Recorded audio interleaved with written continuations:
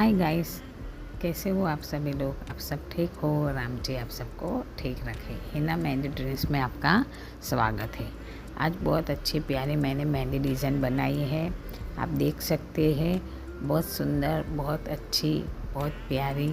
ऐसी मेहंदी डिज़ाइन अभी ट्रेंडिंग में चल रही है क्योंकि बहुत अच्छी प्यारी मेहंदी डिज़ाइन है। क्योंकि अभी तो रोज़ा चल रहा है तो सभी लोग ऐसी प्यारी सी, सिंपल सी, आसान सी चांद वाली मेहंदी डिज़ाइन अपने हाथों पे लगाते हैं।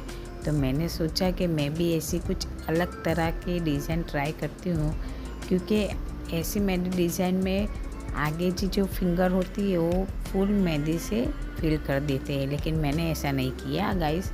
आप देखिए, मैंने कुछ अलग किया है। तो आप फुल वीडियो वॉच कीजिए तो आपको पता चलेगा मैंने अलग क्या किया है। तो इस तरह से भी अच्छी लगती है मेहंदी डिज़ाइन। तो प्लीज़ वॉच कीजिए, एंड तक बने रहेगा। और ये मेहंदी डिज़ाइन आपको कैसी लगी वो भी मुझे बताना। और ऐसी मेहंदी डिज़ाइन हमको कुछ अलग तरह की चाहिए तो आप मुझे कमेंट में बताना।